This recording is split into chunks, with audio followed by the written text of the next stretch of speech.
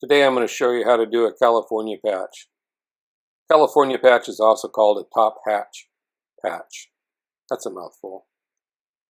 You don't want to use these on ceilings, but you can use different thicknesses of sheetrock to accomplish a good, sound, solid patch.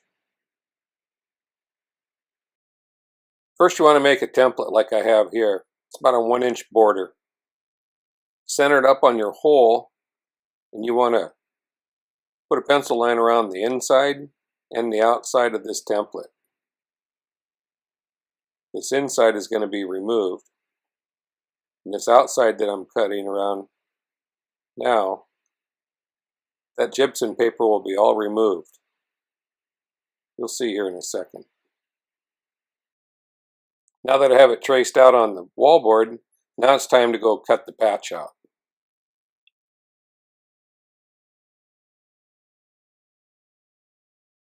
Take any thickness gypsum that you want and put it on the brown paper side. Use the same template and trace it back out. Once you have it traced out, get your sheetrock knife along with a straight edge and cut all the way around this thing like so.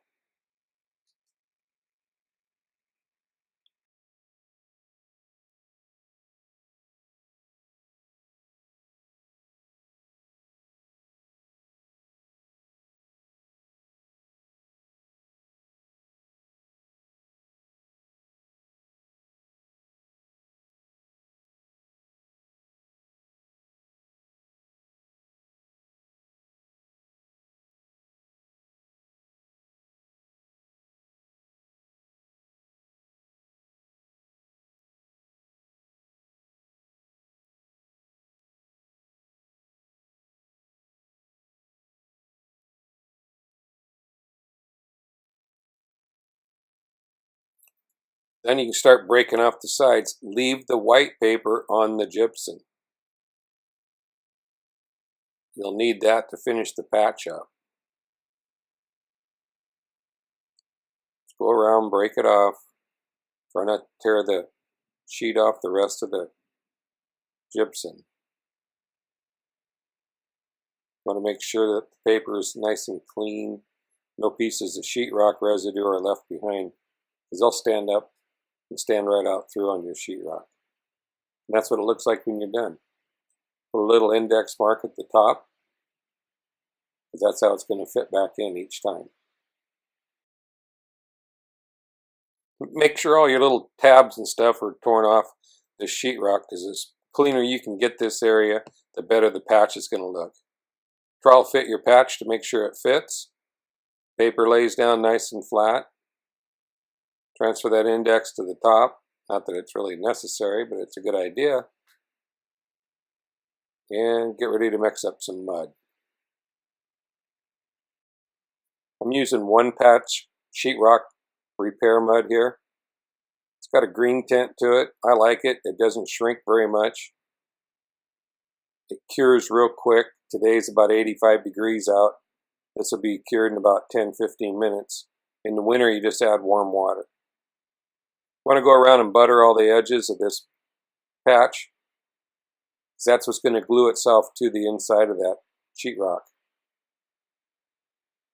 Make sure you have enough left over that it squeezes out all 4 sides of the paper. Without doing that, you won't have a strong patch. Set it back in the hole.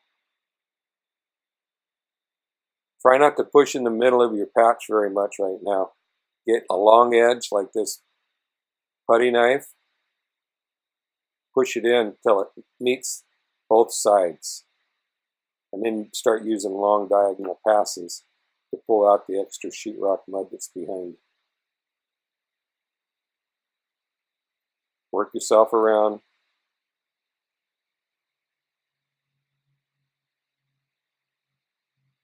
That little tear is going to give me trouble. You can see it building up problems.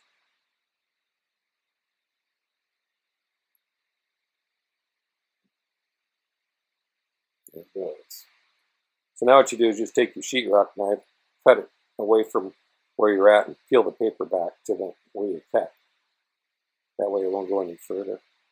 And then continue putting a light skim coat over the top.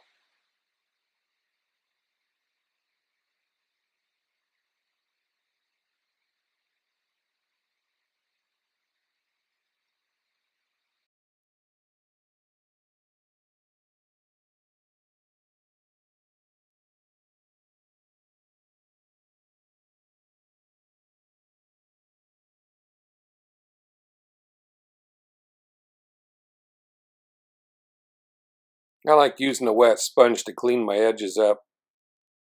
Doesn't have to be super wet, just enough so it moistens it. Make nice strokes across your sheetrock. Just enough to feather the edges back smooth. You can see how it pulls it into itself. A little ripple will come back in and we'll put another fine skin coat over the top of that.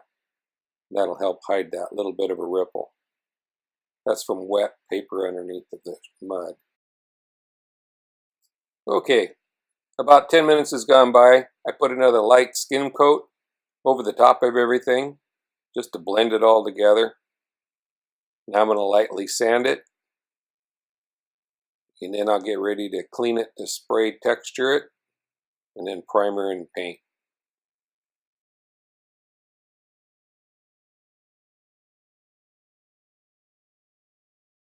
I just sprayed it with texture, giving it a few minutes. I'm going to do a knockdown, as you see here.